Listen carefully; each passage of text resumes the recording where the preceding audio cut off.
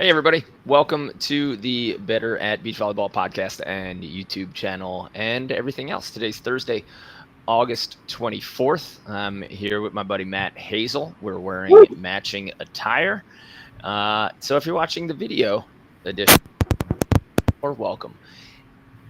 Also, if you want some of these sweet polyester spandex blends that are SPF proof, moisture wicking, and super lightweight, they're long sleeve and hooded and light colored. They're specifically for our people who are out there in hot weather and want to play some volley, want to put something on in between matches. This was recommended by our coaches so that we could save ourselves from overheating during coaching, and I think they're pretty sweet. So here's what's going to happen. We're going to include it in the link below, but you can get this and a bunch of our other swag and our new collection of hats. Matt, can you turn that hat around? Is that our? No, it's not. It's not ours. I'm going to turn it around. I can't remember that. It was a free hat though, so I'm going to use it. Nice. And we got our collection of hats. Just go to betterbeach.com/shop. It's not quite ready at this moment as we're live, but probably by the end of today, we will be linking it. So if you're listening to this on a podcast version, it's available. And we would love if you've been enjoying these episodes, if you've liked our podcast or our YouTube channel, if you could support us in some way. And one of the biggest ways that you can do that is by buying some swag and wearing it to some volleyball events. That's it. We're going to get today. Today is a live member meeting. So that means that our members on betterbeach.com who have signed up for our coaching, the elite members, get to meet with us twice a week, and they are starting to populate into the group so that we're looking at their footage, whether it's workout footage, match footage, practice footage, and we're helping them with their techniques and making next decisions. So I hope you guys enjoy this episode. But for now, Matt, we were talking about some stuff off camera that we actually want to bring in an expert to really dive into the mental game. But what were we talking about off camera? And let's have a little quick discussion on it. Totally. Yeah, so I originally thought of it back in 2021. It was my first AVP qualifier ever. And so I drove to Atlanta. There was a huge storm that hit.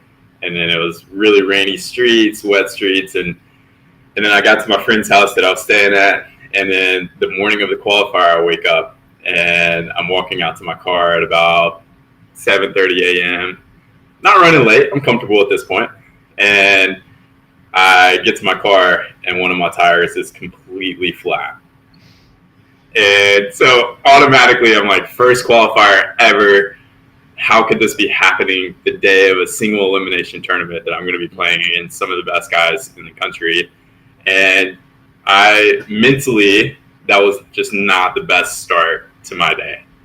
And so whenever that happened, I like to think that it had a role in getting beat that day, which I'm pretty positive it did. Obviously, the other team was probably way better than us at the time. With that being my first qualifier, and I believe it was a team that trained pretty consistently down in Florida. So them being a better team, and then also the mental battle that I went through that morning with something that wasn't even connected to volleyball in any way. It was just something that happened, a bump in the road that happened the morning of the tournament that messed with my mental space. Mm-hmm. And then that happened again for Manhattan, but I felt like I handled it a little bit better this time. Just kind of like, oh, all right, cool. So I got a text on Thursday morning from my bank saying, hey, then this is the day of the qualifier, the Manhattan Beach qualifier. And it was saying, hey, we just got a report that you bought something at Lowe's in Ohio for $100-something bucks. And I was like, and they said, is this you? And I was like, no. And then they were like, great, report it for fraud. Call us right now. So I call them. They were like, hey, is this you? I was like, no, that's not me. So this is fraud. Yes, that's fraud. All right, we got to shut down your card. And I was like, all right. So now I'm stuck in California. I have no money because all my money is on that card. And so with that happening on the morning of the qualifier, it messes with my headspace a lot. You know, like something separated from volleyball So I guess a good thing to talk about would be a healthy compartmentalizing when something like that happens. Uh, I guess answering the big question of how do I respond and how do I take a reset whenever something like that happens on a big tournament day or even just a big training day where you want to do well. So that's one thing that I've been wrestling with recently of how can I be untouchable with the headspace that I need to be in to perform my best. So I think that would be a really fun conversation to have with some sort of professional in that realm. But yeah, that's the big gist of it. Man, doesn't that happen to everybody? Like life hits Yeah, at the it's wrong times. Uh, Guys, from my experience on the world tour and from the guys who are currently doing it, the travel situations that you run into. I remember talking. Oh my gosh, how am I forgetting his name?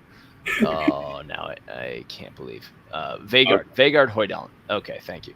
Vegard Hoydalen was, I believe, the first, or at least the most successful Norwegian beach volleyball player before Andy Mole and Sorum.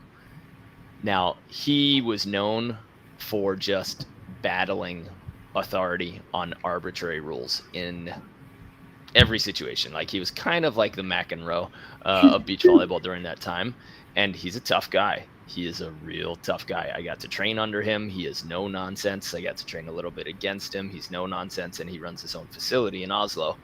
Um, and one time I had sand in my mouth, and I spit the sand out, and he raged on me. He's like, "This is my house. How dare you spit? Where do you think that's gonna go?" And I was like, "Okay, you know." Oh So he's shit! a no nonsense guy. But he had a big problem with the drug testing, and the drug testing is still necessary, but awful because they are allowed to come to your home at any time. They can go to where you're sleeping. You have to update them with where you are every hour of every day Wow. while you are competing nationally and eligible for drug testing. And so he had just basically flown around the world twice. Like he went from something like China to Brazil to Europe to the US back to, let's just say, China. Like it was just an insane travel route. And imagine what your sleep is doing. So you're just barely attempting to sleep. And finally, he finally gets to sleep with all this jet lag. And it's like 3:30, 4 a.m. And he gets a knock on his door after all of that world tour travel saying, "Hey, you have to wake up now for an hour and a half to pee in front of this old guy. And he's going to sit with you for an hour, hour and a half and talk to you about the samples and what's going to happen."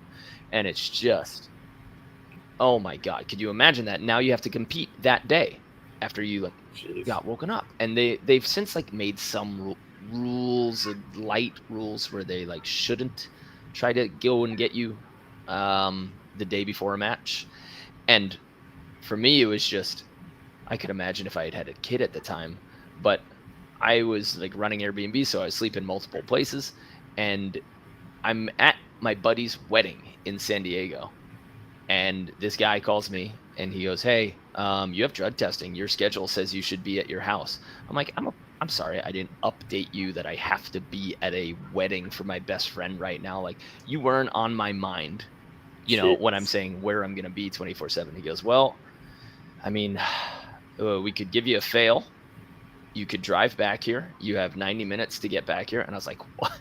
No, impossible." He goes, and this was one of the nice guys. He goes, "I wish I would have known this because I live in San Diego." So he had driven up from San Diego to come watch me pee, take the samples, and then go back down. He goes, "I could stop at the wedding." I'm like, "Are you serious?" He's like, "Otherwise it's a no-show." Unreal. So this guy has to come, park at the wedding, walk into the bathroom of the wedding with me to get a urine sample to see that I'm not on drugs. And I'm just, oh my freaking God, So anyway, Unreal. that's that. But when that stuff happens, when life is interfering, when things aren't going your way, this is where we go back to the meditation and the mantra stuff. It's the practice of being within your own body, sensing your own breath, and literally just like kind of imagine that you had a friendly crawling bug that goes through your body, and just watching it go through each body and feeling like each muscle, feeling each limb, so that you can bring your mind back to here now. Because even though a credit card fraud feels like here now, all of my bank accounts are being robbed, but I still have to compete, you're not actually there, right? So you have to sense your own breathing, you have to sense your own heart rate, you have to sense how your muscles are feeling, and then you have to accept all of that, and then completely, like you said, compartmentalize or discard it and say, that's not what's important. One thing that I used to get into was with my body feels. At random days, I would say, my legs don't feel that same tightness. That is my favorite tightness of my legs to feel. Or I had a long massage, so like my arms feel kind of like jelly, and how am I supposed to hit with this jelly? And instead of doing that, you just have to say, this is where I am. Not this is not my prime, or this is not my best. Just this is where I am, not a comparison. And then you have to go in and you have to trust your training, and you have to battle that day, but you have to release all of that stuff from the outside. And this is why all those coaches, college coaches, high school coaches, and hey, high school parents who are listening, this is why it's important to legitimately get rid of your phone for an hour before training. Like, allow yourself that reset so that you're not being bombarded with that. If you're the coach who is allowing, or if you're the player, and we have this as adults because we all do have real lives, but players out there, shut off your phone during practice and stop checking for texts and Instagram between points. Like, okay, it's a water break. That doesn't mean it's a volleyball break. You still need to be solving problems. And when we talk about flow state and how long it takes to get in and out of flow state, or a focused mental state, every time you change what you're focusing on, it takes an average, I could be way off here, but it's like, this is the minimum of 7 to 8 minutes to then regain focus on what you're currently doing. So every time you break, and this is why me and Janelle also have a like, hey, I need these 4 hours to work. I need the door in our house to be closed so that I can do it. If it's an emergency, yeah, okay, let's do an emergency. But if it's like a random question of, hey, where are the paper towels? Where's your shirt? There has to be this flow state. So when we're talking about practice, you gotta shut off that phone. When we're talking about a tournament, an AVP tournament, even though everybody's wishing you luck and sending you text messages and it feels good, that doesn't matter, because you have to be in your own mental state.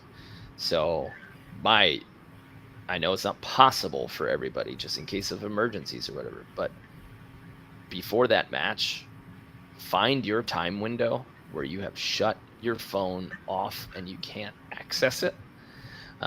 For you, would that have meant that the fraud claim would have still no, you could still claim fraud an hour later, 2 hours later, but now this, just because your phone was on, it flipped everything in your head, and now you're worried about something that's not there. So for everybody, my favorite meditation app, and I've only had 3 of them, so we're not sponsored by them. Maybe because we mention them so much, we should reach out. But Headspace is a great meditation app. You can get a bunch of them, and you can start doing that.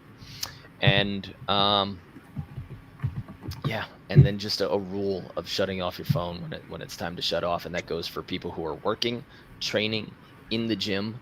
Like, you don't need to record every workout unless it is a business for you, right? I was gonna ask. So we kind of talked about how someone themselves can avoid or like battle that best, but maybe talking to that parent who has a kid in a sport, how could they help their kid not be distracted? Like, because I think about whenever I would coach juniors, and a lot of times they'd be receiving texts or phone calls right before the matches of, hey, when's your schedule? Like, what's going on here? Did you win? What happened? Is everything good? You need anything? So it's coming from a great place. Mm-hmm. but it's still this new pressure of I need to respond to my parent, or like I need to let my parent know when we're playing, or things like that. So what would be your advice to a parent who is obviously wanting to support their kid best, whether that be in sport or art or music, whatever that may be, school, getting ready for a big test? How would you give advice to that parent who's like, I want to support my kid, but maybe it just comes across as a huge bump in the road right before a moment that's very big in their eyes, right? Like it may be a big deal to them, but sometimes it may not be to us, and we may not see that. And then it's like, I want to love this kid best, but it just comes across as just another distraction. Pretty simple for parents who are there texting your kids and relying on your kids for finding their schedule and for knowing where you have to show up. Parents, grow up. Like, for real. Imagine you're that employee. You're the employee that always asks for help, always asks where you should be, always asks like, oh, well, I don't quite know how to start. Get it done. Find a way. Like, I know that we just went through this, you and me, but if you're having problems, technically, there is a whole support team for software. Right. Go do that, because anytime you peel energy from the performer, you're peeling energy from them. So you might want to support them, you might want the best for them, but your actions are not showing that, because now you're taking from their focus. And instead of thinking about their game, thinking about what adjustments have to be made, or meeting with their team or teammates, or even them developing that team energy, now you've broken that team energy because they have to sit there on their phone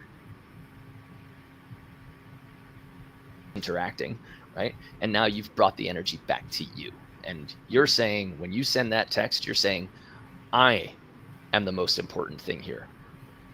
You're not actually putting that importance on the kid. Like, yes, I want to watch you, but parents, grow up, be a better teammate, be more responsible, find the websites before the tournament where you're going to get those updates, have a captain and a co-captain parent in the group that you know is like the ultra organized parent, and have them be the ones that are sending this to all of the parents. It shouldn't be every parent texting every kid. It should be, can we get a volunteer? And this goes to the club director and the coach as well. I did this at my wedding. I knew this was going to come up, and I saw my best friend get married like 3 weeks, maybe a couple months before I got married. And I saw him answering text and fixing a speaker and fixing the live stream so that his brother could watch his wedding. And I was like, oh man. So I took that off of his hands. I was like, Paul, go get married.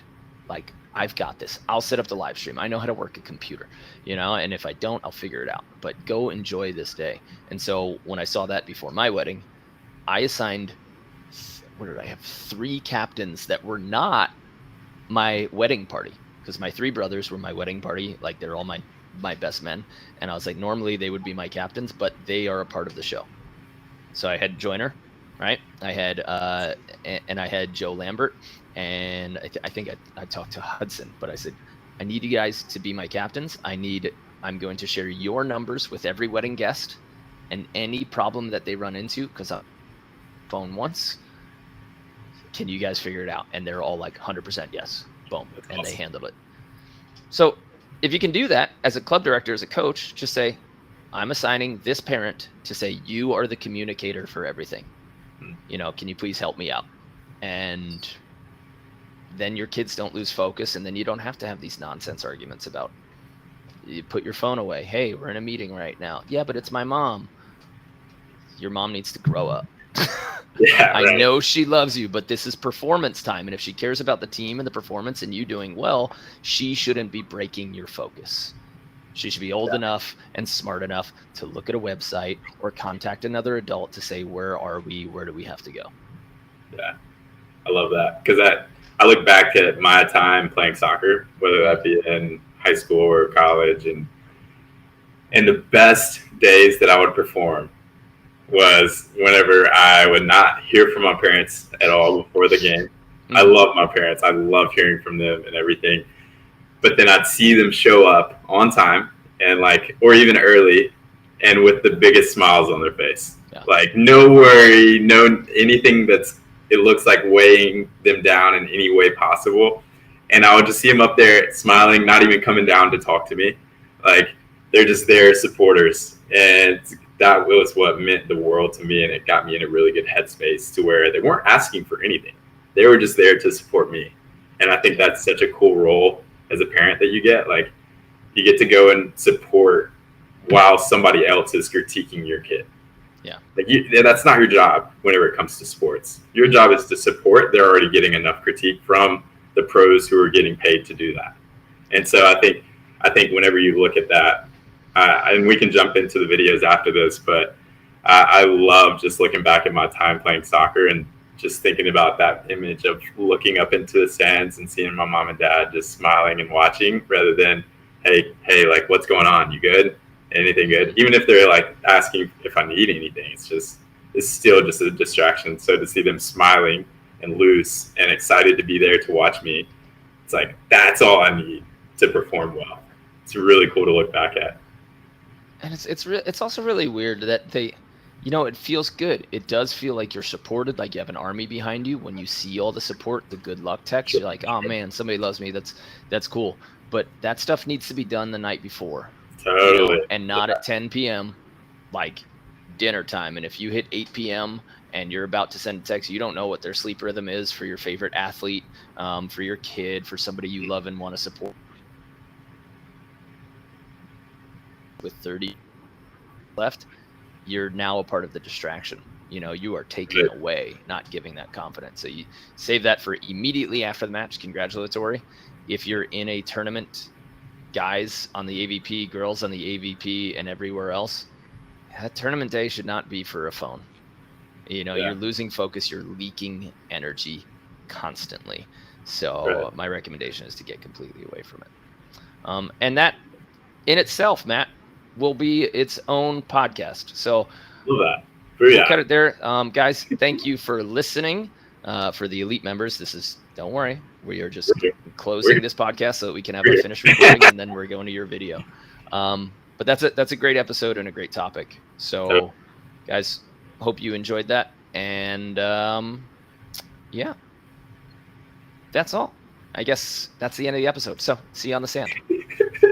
Nice. Okay, so we cut it there. We edited it out. And elite members, let's rock and roll. Start calling in, and let's answer your questions. Okay, today is Thursday, August 24th. We are doing an elite member meeting, which means we are reviewing film from our elite members on betteratbeach.com and answering questions. Travis was the first one to call in. Everybody else, please call in. We're going to do it as a group again. So as soon as you call in, we will let you in. And Travis, what's been going on since 2 days ago? Since 2 days ago, I've been bending a minor groin pull from the weekend play. But I was really proud of myself. I pulled myself out very early in our last match. I think we were 2 points in, and I felt it. I felt the pull, and I'm like, hey, guys, I'm going to pull out. And I got a lot of respect from all the other players, which was, just the right sort of energy group to be a part of. So I was happy with that. And that's coming along well. I have had this weird stomach something.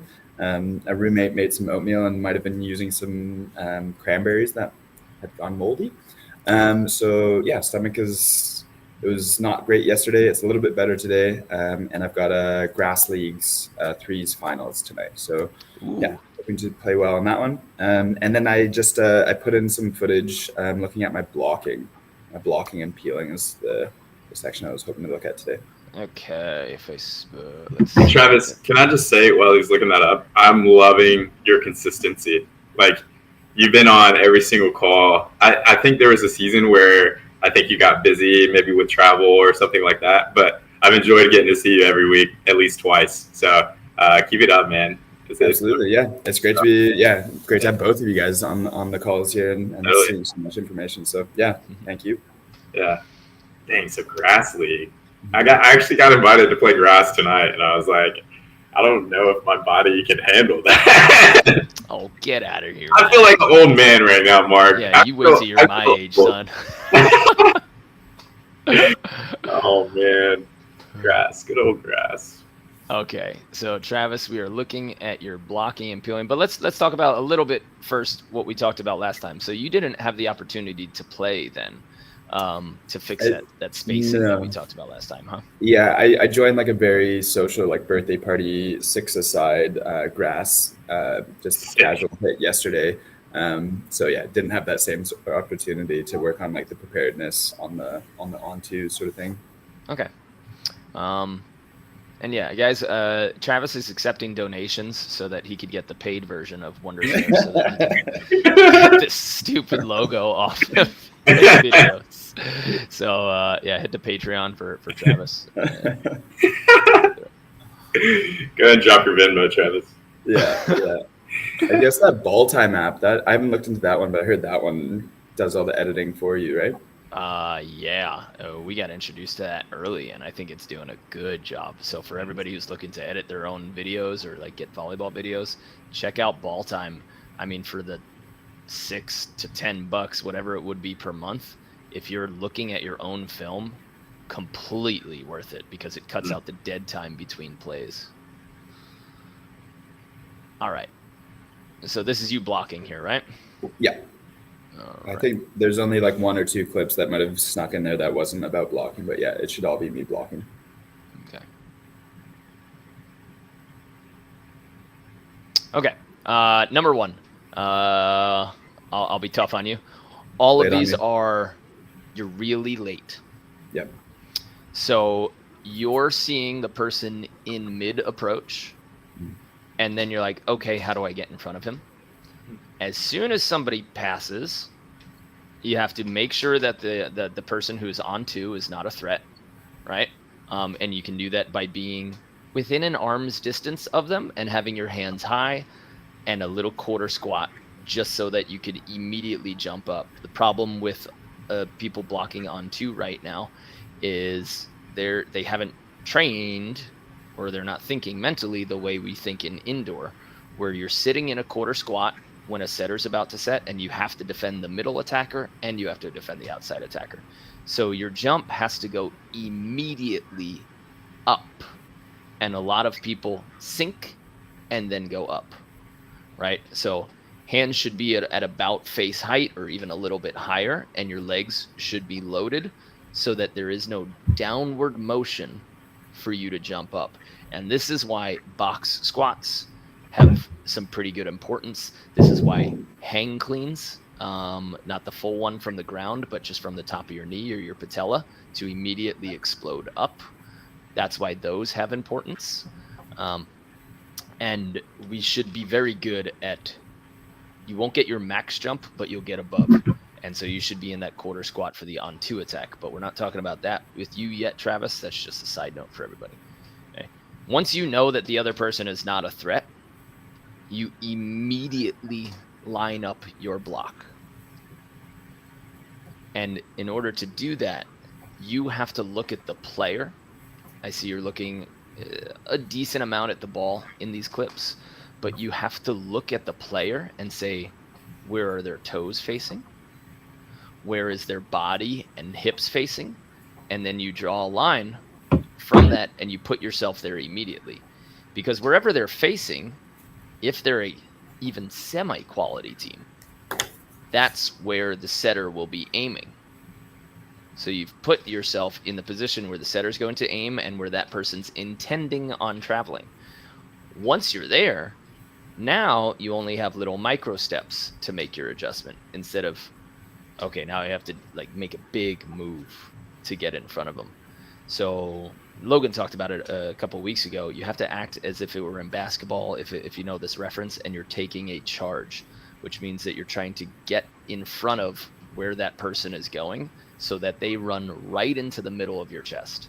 And if you can do that before their first step of their approach, that should be your goal. Okay. And regardless of line block, cross block, you'll still have that central starting position? Yes. And I'll tell you why. We don't want to let somebody know that we're blocking line or cross until the absolute last second, right? If I take 4 steps knowing that you're blocking line, I'm going to go up there with all my jump, all my might, full confidence that cross is open, so I can swing it 100% cross, undeterred.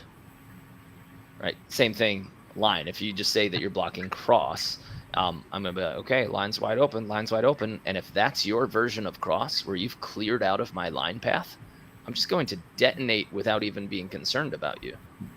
So whenever we talk about blocking, one hand is responsible for your for the sign that you gave. The other hand is responsible for a large chunk of the other one. Does that make sense? So like when I'm blocking line, if I'm closer to, so let's put yourself in my body, right? I'm looking at the net on my right hand, so their left side, on my right hand is my sideline. My right hand, if I'm blocking line, is going to be defending up to the buckle, the back corner of the court. That's where my right hand is, okay? And ideally, your hands should be just outside shoulder width. Then your left hand, if you don't know what's going on or they hid their approach very well, your left hand takes as much cross as possible while still being over the net. That means that your defender now has a very small sliver of cross that they have to defend. Instead of two hands definitely protecting line, now my defender has to cover middle, generic cross, and sharp cross. Okay, so you haven't really affected the play because basically you just left an open net for your defender, and that's 3/4 of that court. So for those blockers out there, one hand should take up what you're trying to block, and the other one should be free to move, free to adjust. If they give something away, then bring that other hand over. So like if I'm blocking line with my right hand and I go, oh, this guy's definitely swinging line, and we worked on this a little bit with Logan, I said, okay, bring that other hand there because you saw it, you know where he's trying to go, so now defend it. But if they're hiding it well, then you just have to go for a big percentage block and then take up. Right hand takes up to the corner buckle, left hand pushes somewhere into the middle of the court or as much cross as possible, so long as you're still on the other side and above the net. Okay, and in cross, there's very different versions of cross. Cross, you could say, all right, my left hand is going to take up to the middle of the court, right, the back middle. This is one version of cross, Travis, so I don't know if it's worth writing down, but you can. And then my right hand takes sharp cross. Or if this person has been all of their cross balls that they've been hitting, all their diagonal attacks, then you say, all right, my right hand is going to take up to half court on the right side, or up to half court in the diagonal. And then my left might take the generic angle. So that means that the seam or the middle of the court would be wide open for that hitter. That's if you're getting a read that whoever's attacking diagonal, what version of diagonal are they attacking? Because when we play Tri-Born, his version of diagonal is pinging that half court sideline, right? He gets up and he goes sharp there. And I said, all right, well, we can't leave our defense there. And if we do block him cross, if you only block up to his seam, you're not going to touch him. So there's no point, right? Against Tri, you got to go extra wide. And hopefully no one sends him this podcast. Well, but then, you know, he also taught us a lesson when we made a couple of adjustments and Hagen started getting some digs. Tri changed, and then he went to high, deep, generic cross, and we were nowhere to be found, right? So he made that adjustment, and you have to know as a player throughout that match, what is their cross swing actually landing? Okay, now I make my micro adjustments to my cross block or my defense. What is their line swing actually landing? Then I have to know, because if when they swing line, they never put it on the sideline, you never have to block up to the sideline. You know, so that's why we're always, as defenders, as blockers, we're always collecting stats, and we're saying, okay, where did their line swing land? Does their high line fall at half court, or does it fall at deep court? Because if they hit a high line, should I be running towards half court, or should I be running towards the corner based on which player I'm playing against? There's a lot of players that just drop it right behind the blocker. And so then if you're running deep when you're running a 4 as a defender, sorry if I'm getting too advanced for everybody, but if we're trying to bait them and we're running there, now we got to run at half court instead of running at the back of the court. right? So you have to know where their different shots land, because a high line is not just a high line. A high line could be counterflow. It could be right behind the blocker. It could be a slime line where they try to go low on you, in which case maybe we get the blocker to take that. Or they could be trying to hit that back corner, and that's where that defender should pursue, right? That back corner, we're really probably not going to get a peel dig from our blocker. So that ball should probably be up to the defender or a bait. That was a lot of info. And so actually, do you want me to break any of that down? Well, actually, yeah. I feel like I'm at a part of my game where I'm more so concentrated on what I'm doing. I have heard you guys talk a lot about really reading what the offense is doing and like adapting your game into that. And yeah, I think I'm having that challenge of having those two minds, figuring out what I'm doing, but then also reading and basically recording what those opponents are doing and adjusting to that. Do you have any recommendations on that aspect? Yeah, I'd say technical fixes are for your practice. And when it's time to play, you find those weaknesses, you exploit them, you've built whatever weaponry you're going to use during that war, right? Like when you're in battle, it's not the time for you to sharpen your sword, right? It's time for you to swing that thing. Yeah. And that was the same podcast that I think we just released today. We're talking about players' advice for AVP players that everyone can use. It's episode number 87 if you guys want to hear it. But we talk about not making technical fixes during matches. That is for practice and whatever you show up to with on tournament day. That's what you got.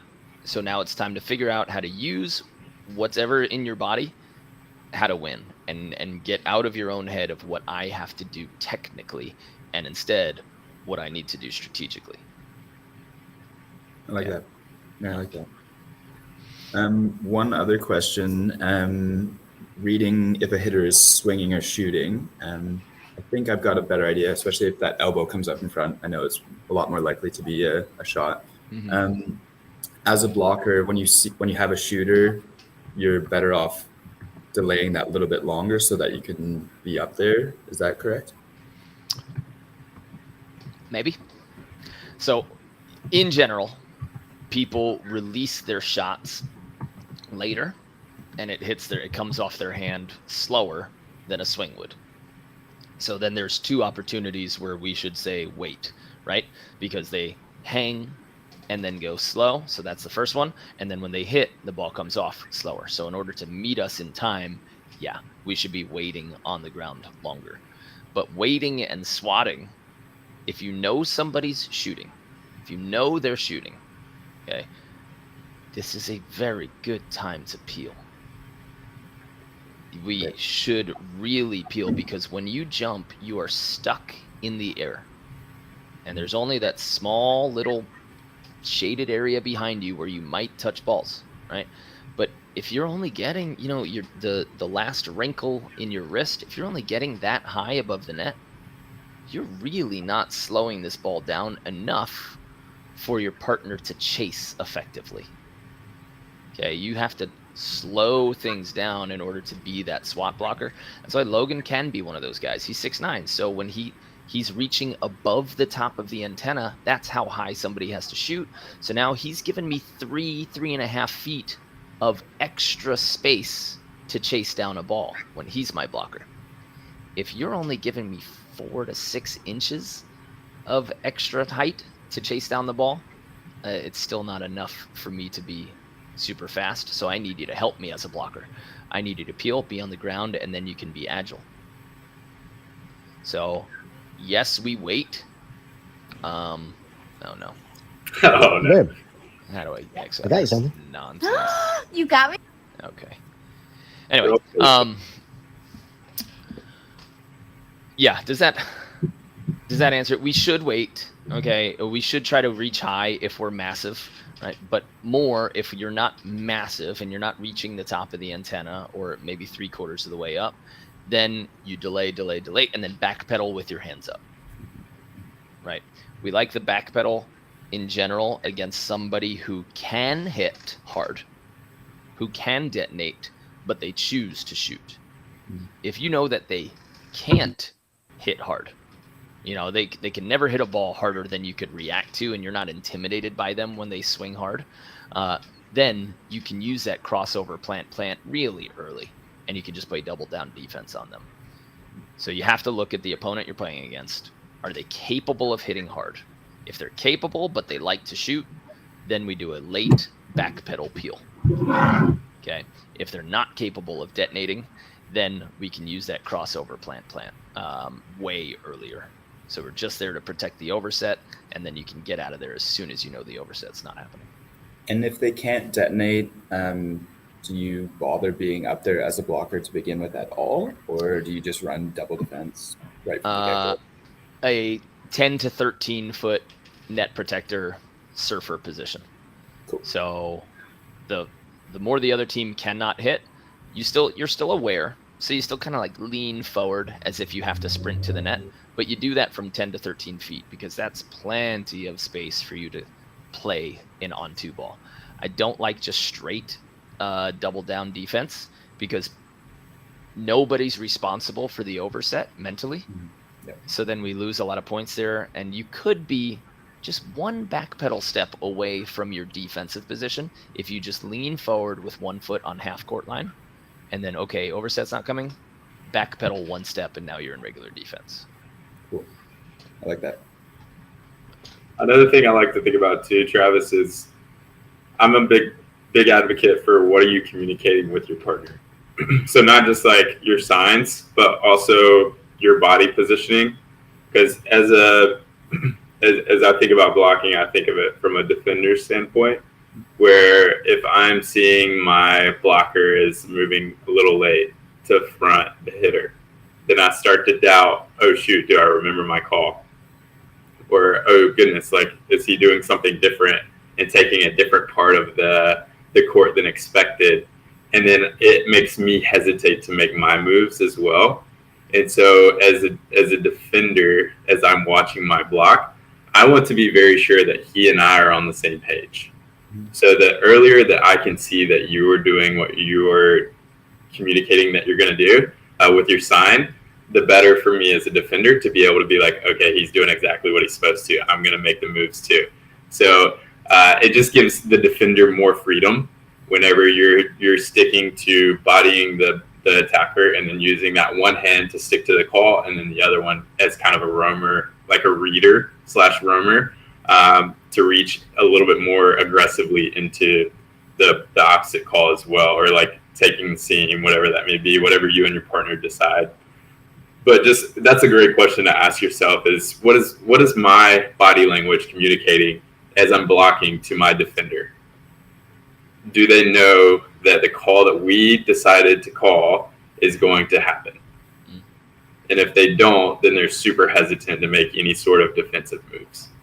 So I think it just gives your defender the freedom to be able to move and move confidently to the position that he's supposed to do because he sees you communicating with your body what you're going to do with him. So I think that's a great question to always consider, whether that be blocking or setting or passing. Like whenever you're setting, I always think about DJ. Whenever a setting comes up, dude, he's such a good setter. I was just talking about it yesterday. Every single time he goes to set, his whole body from his feet to his head are communicating exactly where that set is going. And I think that's a huge piece of setting and just skills in general in beach volleyball that goes unnoticed too often. Because whenever I think about sets, his sets are the easiest to hit from anyone that I've ever played with. And it's just easy to read where he's going with it. So same thing with blocking. Like, how can you be the most communicative blocker with your defender? I think that's a great question to ask yourself each time you're going into a game blocking. That has one last spin-off question, if I've got time for it. What to do as a blocker when they're coming down straight in the middle? The set is a little off or the pass is a little off, and so that attack lane is now coming right directly through the middle, and you've called either a line or a cross block. How do you rewind the tape and listen to the different hands? Okay, yeah. Right. So if I'm line blocking, I'm still putting that right hand on the line block, and then just trying to cover the rest with the left. Okay. Yep, that's it. Cool. Yeah, whether they're in the middle, and this is why like people like get so worked up about how do I defend on 2. On 2 is a spike. You have a play call for on 3. You do the exact thing for on 2. Like people are like, oh, do I sit in the middle? Maybe I do this. No, you have a play. We use some code words. So our team used some code words to say whether you were blocking diagonal or right or left for the on 2 ball, so that you could have that defensive setup. But most people don't make a play call for on 2, so then they get super flustered because they have no idea where they're supposed to be. So maybe your first sign to your partner is what you're going to do for on 3. And Bill Kolinsky was always kind of famous for this. He'd be shouting at the other net. He's like, hey, I got this on 3 and this on 2, right? And like, of course, he'd shown it behind his back, but he's communicating with his guy. Other people use different versions of how to block on 2, but if you don't have a plan for on 2, of course it's going to be a mess.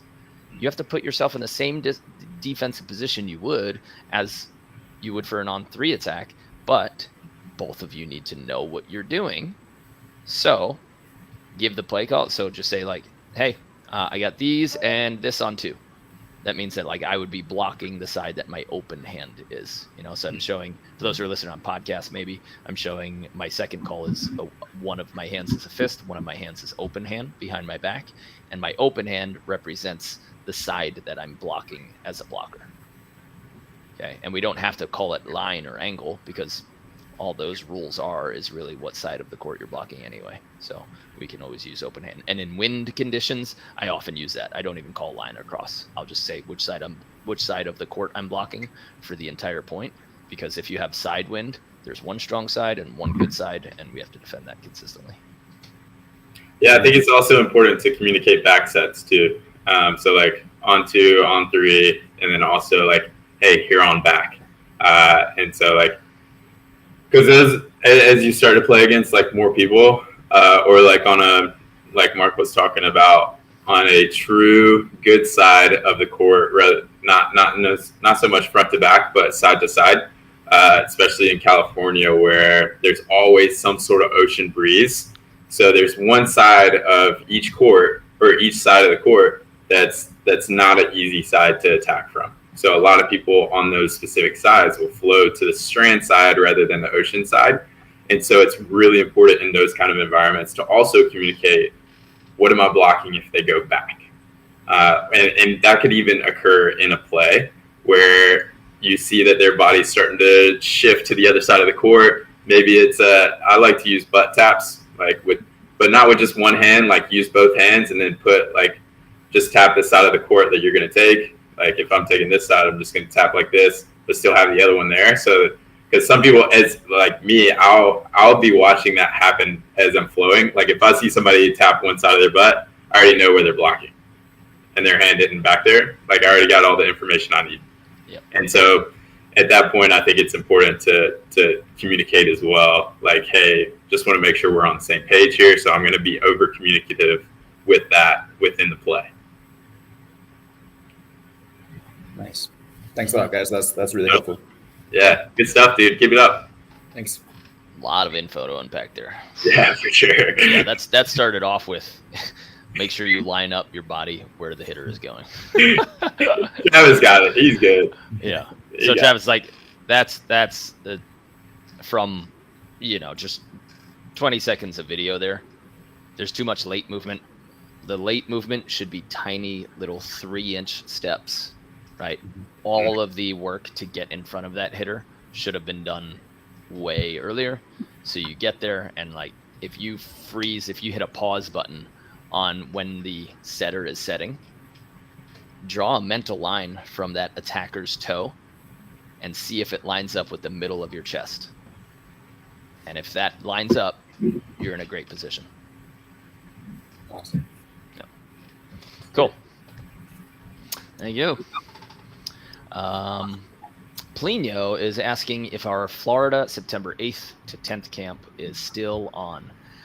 Polino, we didn't get enough signups for that, so we only had 2 signups going into that weekend. So we converted it to a Sunday 6-hour clinic. We still want to run something. So Chad and Matt are going to be there, and that's Sunday, September 10th, is going to be a 6-hour beach volleyball fundamentals. Don't let that trick you. It doesn't necessarily mean it's only for beginners. It means we are rocking on the fundamentals technique. So passing, setting, attacking, and a little bit of defensive positioning. And as with any clinic, like we've named things beginners clinics or fundamentals clinics, and we get AA players to show up. So then we just upgrade the level of the drill. But if you want 5 hours of reps on the basics, which if you know any great athlete, it's just repping out the basics and being as great at the boring things as possible. Then you got those 5 hours. That's September 10th. Okay. That's a 6-hour clinic. Lunch is included. You get an optics ball. You get a shirt. You get a hat. You get a journal, lanyards, wristbands, magnets, stickers, whole bunch of goodies. And that is at PCI in Florida. Postcard in St. Petersburg, Florida. Shout out. Join. Yeah. Oh, and Matt's got his leagues. Wednesday night leagues are coming this fall in St. Petersburg Beach. Let's go. So Wednesday night, guys, we're going to run some 4s leagues on the beach at the Postcard Inn Wednesday evenings. So we will let you know when signups go there, but just start gathering your teams and gathering the people you want to play against, and we'll have a little fun Wednesday situation out there. Yeah, sunsets at PCI. They're coming. And guys, we do have 4 coaches out there this weekend. So Matt, Chad, JM Plummer, and Nolan Abrecht. Yeah. That's a squad. Dude, that's a force team in itself right there. Team. It's a stout team. So we have 24 people signed up. So we've got a little bit of room. We added an extra coach just to make sure we had more. So we definitely have more than, a 1-to-6 ratio. So if you want to get in there, the whole shirt and swag situation, we already packed the bag. So we might have some extra stuff for you, but it's 3 days. It starts tomorrow. So if you're watching this live and you're anywhere near Florida, or you can just grab a last second flight, Friday, Saturday, Sunday, 8 hours Friday, 8 hours Saturday, and 6 hours on Sunday. That's a big weekend. So check it out. See if you want to head down there. But was named a B and A men's and women's camp, and it covers everything super fast. So that's a lot of hours of volleyball. 22 hours of volleyball in 3 days. It's nice. Plus Virginia Beach too, right? Oh, and Virginia Beach. Yeah, if you're in Virginia. Yeah. If you're south of the Mason-Dixon line, then head on over to Virginia Beach. Brandon's got his 2-hour clinic tonight and tomorrow. So hustle on over there. You better hurry. Cool. All right. So easy day, and no extra film from any of the members. They loved hearing from Travis. And way to be prepared, Travis. But that's all we got from today's meeting. Unless anybody has any last-second questions, we are going to wrap it up. Remember, these shirts, if you're watching right now, I would say check at the end of the day if you want these polyester long sleeves. And you can find them at betterbeach.com/shop. And international people, I'm not sure how we're going to work it out, but I'm relying on some master to build all this stuff out for us, and hopefully he does a great job. And when he does, we will recommend the hell out of him, so that if you have a club or if you have a company, we'll rock and roll. But Ethan's already stepped up big for Manhattan Beach, so thank you, Ethan. Shout out to Ethan. Yeah, these are nice. I feel like it's a good fishing shirt too. Maybe not the white one, the black one. I feel like the black one would be a good fishing shirt because then you don't get the fish blood on it, That forethought, Matt, is why we've got you on the team. That's what I'm here for. Those conversations I was having at the Baptist. Smart. Yeah. Oh, are you a fisher? No, you want to go with the black. Let me tell you why. Don't do white. All right. Members, we will see you guys in the group. Thanks for stopping in and being a part of it. Travis, thanks for your film and for sharing and being open and hustling. Hydrate like an animal so that groin has the opportunity to fix, and make sure that you go overboard on protein, because if you need muscle repair, you need to have those amino acids and the protein in there so that your muscles have an excess of stuff. So that goes for anybody who's got injury, right? Anytime you're there with an injury, 100% no alcohol, 100% double down on the protein, like at least 1 gram of protein per pound of body weight. And I know we're talking pounds. I'm not sure if you're in kilos, Travis, but you can do the math on your own. And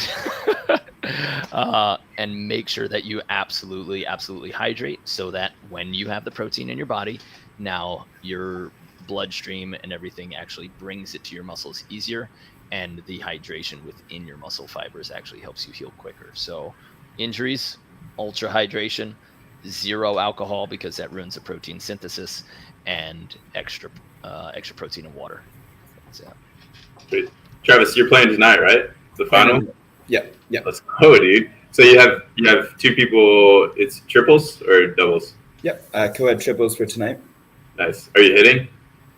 I will have Our Lady as the libero, and then I'll be between setter or hitter. Bombs away, dude. Let's go. Bombs away. Bombs away. Scream over you, Dorn. Over you. Yeah. Yeah. Luck, dude. Excited to see some film from that. Yeah, I haven't actually filmed any from the grass. Yeah, I'll clear the camera. I'll try and grab a little footage from that. Yeah, we'll definitely get defensive looks, blocking looks, and approach looks. So, and setting looks. So it's all the same. Yeah. For those who so if you guys are listening and you think, oh, it's grass volleyball, like Better at Beach can't help with grass volleyball. Look who wins every grass tournament. It's a beach player. So like, this all applies. All this technique applies to grass and beach, and our serve stuff, our arm swing, and our approach stuff for defense. Guys, even if you're an indoor player, jump on. I promise you, we will give you the value. And just keep your ears open for it. And then just like, Bruce Lee and John Hayden, discard what's useless. Like, take in what's valuable, discard what's useless. So be there for you. And best place for the footage, is that from behind again, or do you guys prefer from the side? Back middle. That diagonal view sucks. Okay. Yeah. All right. Cool. Thanks, everybody. From us at Better at Beach. We'll see you on the sand. Ciao.